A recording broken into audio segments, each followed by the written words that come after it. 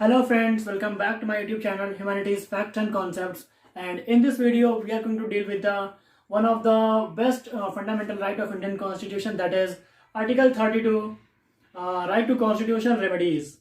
इसका मतलब है कि अगर आपके जो राइट्स हैं उसका उल्लंघन हो रहा है, आपके राइट्स का वायलेशन हो रहा है, आपको आपके राइट्स नहीं मिल रहे हैं, तो आप जो है वो आर्टिकल 32 ऑफ इंडियन कॉन्स्टिट्यूशन के अकॉर्डिंग आप सुप्रीम कोर्ट में अपील कर सकते हैं, आप सुप्रीम कोर्ट जा सकते हैं। तो ये जो है ये आर्टिकल 32 ऑफ इंडियन कॉन्स्टिट्यूशन है, जो है राइट टू कॉन्स्टिट्यूशनल रेमेडीज। मतलब अगर आपका जो कॉन्स्टिट्यूशन का जो आप जो मतलब जो कॉन्स्टिट्यूशन ने आपको फंडामेंटल राइट्स दिया है वो आपको सही से नहीं मिल रहे हैं, तो आप जो है सुप्रीम कोर्ट अप्रोच कर सकते हैं, अपील कर सकते हैं और आपको आपके फंडामेंटल राइट्स का एनफोर्समेंट होगा, आपको मिलेगा। तो इसके तहत जो फंडामेंटल राइट्स हैं, इसके तहत जो जो आर्टिकल 32 है राइट टू कॉन्स्टिट्यूशनल रेमेडीज, इसके अकॉर्डिंग सुप्रीम कोर्ट ने सुप्रीम कोर्ट 5 रिट इशू करती है।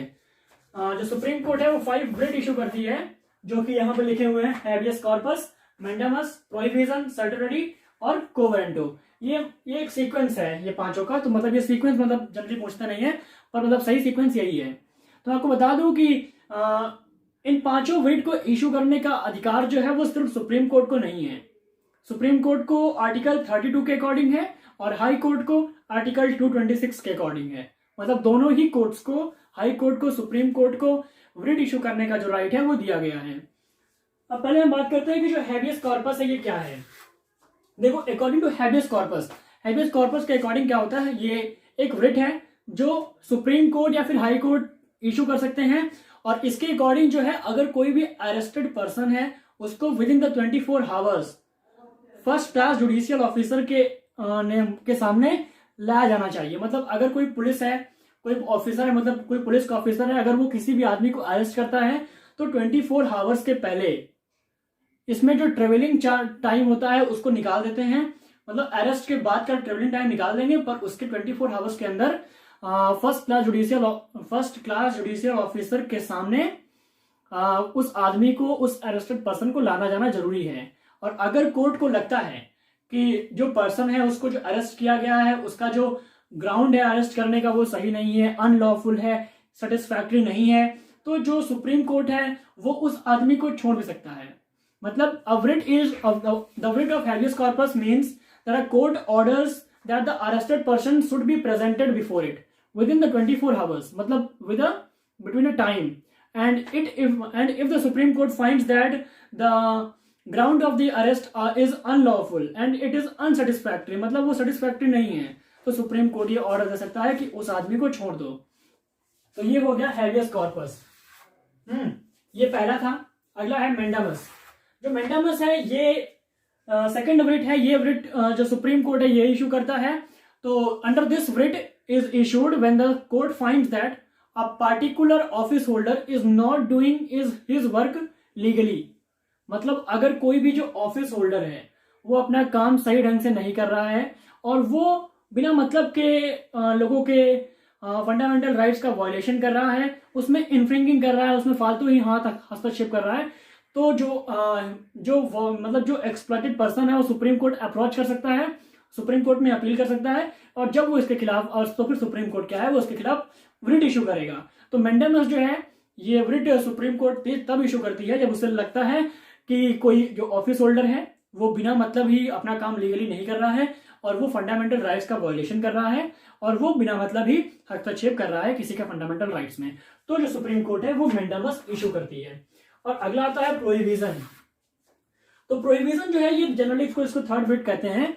तो under this writ supreme court orders a lower court, मतलब कोई भी जो हायर कोर्ट है वो अपने से लोअर कोर्ट को ऑर्डर देती है। जैसे सुप्रीम कोर्ट है वो under article 32 of the Indian constitution वो अपने से लोअर कोर्ट मतलब हाई कोर्ट को ये ऑर्डर देगी कि आपने जो अपने अंदर जो आपने केस ले रखा है, मतलब जो कोई भी मतलब जो कोई भी होता है, जो कोई भी हाई कोर्ट होता है, कोई भी कोर्ट होता है, वो कोई केस अपने अंदर मतलब चलाता है ना, उसके अंदर कई केसेस चलते हैं। जैसे हाई कोर्ट है वो कोई केस डील कर रहा है, पर सुप्रीम कोर्ट को लगता है कि जो हाई कोर्ट जो केस डील कर रहा है वो उसके लेवल के ऊपर का है, तो वो सुप्रीम कोर्ट क्या है वो एक रिट इशू कर देगा और उसे कहेगा the case which you have considered is going beyond your jurisdiction, मतलब आपके कार्य क्षेत्र के बाहर का है, वो हमारे लेवल का है, वो नेशनल लेवल का है, वो सुप्रीम कोर्ट का केस बनता है, तो जो हाई कोर्ट है वो केस जो ट्रांसफर कर देगा।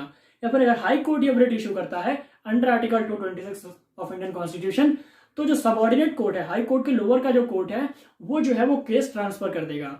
तो जो ये प्रोहिबिशन है, this writ is issued when the higher court finds that a lower court has considered a case going beyond its jurisdiction।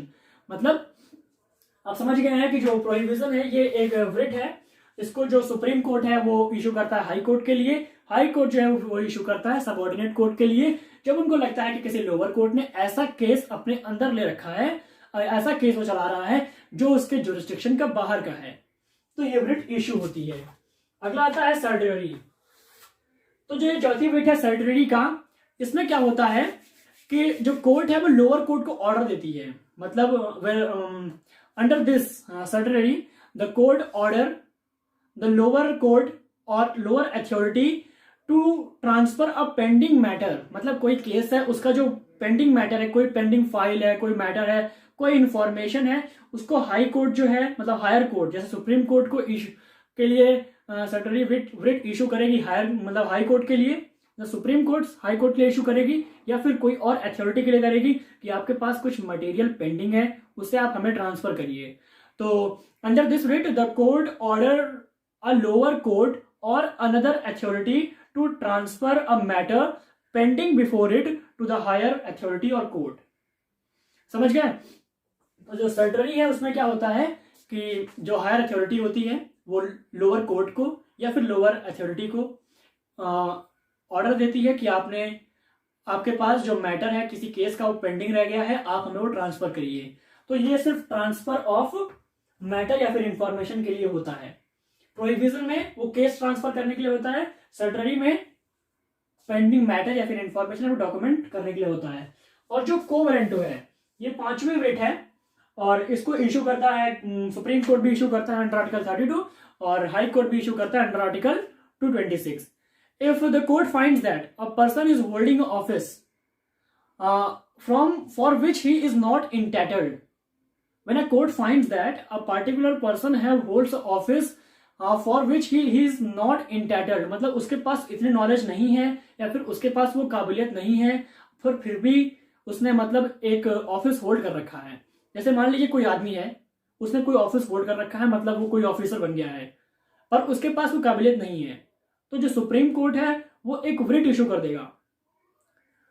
उस writ के अकॉर्डिंग अगर मतलब सुप्रीम कोर्ट writ तब इशू करेगा जब उसे लगेगा कि कोई ऑफिस होल्डर है, उसके पास वो काबिलियत नहीं है कि वो उस ऑफिस को होल्ड करे, पर फिर भी वो होल्ड कर रहा है, तो इस writ के अकॉर्डिंग अब उस आदमी को अपनी मतलब जो पोस्ट है उसे छोड़नी पड़ जाएगी। If the court finds that a person holding an office but he is not entitled to hold that office, it issues a writ। Supreme court एक writ इशू करती है को warranto and restricts that person from acting as an office holder। तो अगर supreme court ने किसी office holder के खिलाफ को वारंटो इशू कर दिया, इसका मतलब यह है कि सुप्रीम कोर्ट को लगता है कि वो आदमी जिसने वो ऑफिस होल्ड कर रखा है उसके पास इतनी काबिलियत नहीं है, तो उसको क्या होगा, ये अपने ऑफिस छोड़ना पड़ जाएगा को वारंटो writ के हिसाब से। तो आप समझ गए हैं कि जो राइट टू कॉन्स्टिट्यूशनल रेमेडीज था उसके जो ये 5 writs थे, और ये 5 writs हैं, इसको हाई कोर्ट भी इशू कर सकता है, इसको सुप्रीम कोर्ट भी इशू कर सकता है। तो ये जो है ये कॉन्स्टिट्यूशनल रेमेडीज जो है ये आर्टिकल मेनली 32 में है, पर फिर भी आर्टिकल 32, 33, 34, 35 तक माना जाता है राइट टू कॉन्स्टिट्यूशनल रेमेडीज को, क्योंकि डायरेक्टिव प्रिंसिपल जो है वो तो आर्टिकल 36 से आर्टिकल 51 तक है। तो राइट टू कॉन्स्टिट्यूशनल रेमेडीज जो है वो आर्टिकल 32 में है मेनली, और राइट टू कॉन्स्टिट्यूशनल रेमेडीज जो है ये सुप्रीम कोर्ट के लिए आर्टिकल 32 में है और हाई कोर्ट के लिए आर्टिकल 226 में है, दोनों ही इसको इशू कर सकते हैं। और ये इसके हैबियस कॉर्पस, मेंडामस, प्रोहिबिशन, सर्टिलरी और को वारंटो, ये इसके 5 writ हैं। आप writ समझ चुके हैं।